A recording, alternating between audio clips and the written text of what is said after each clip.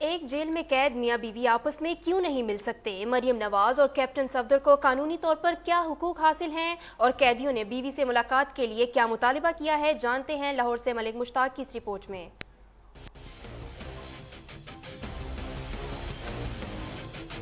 Adiala jail کی سلاخیں اور لمبی راتیں، پابند سلاسل نے میاں بیوی کے درمیان دوریاں مزید بڑھا دیں۔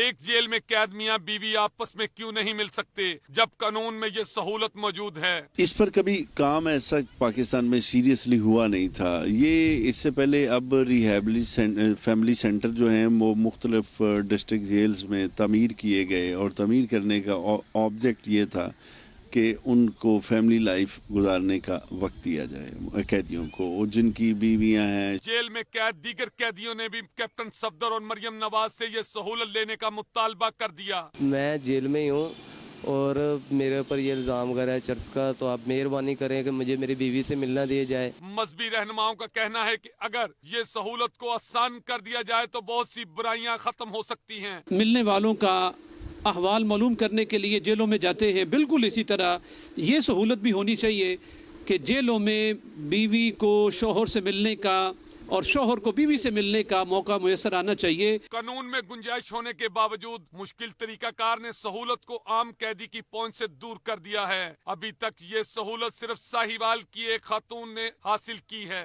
شوہر کسی بھی جرم میں قید ہو تو اس میں بیوی کا کیا قصور؟ دنیا کا کوئی قانون قیدی کو بیوی کے ساتھ حقوق زوجیت سے محروم نہیں رکھ سکتا۔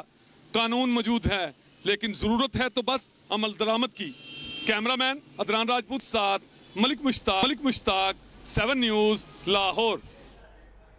عمران خان کے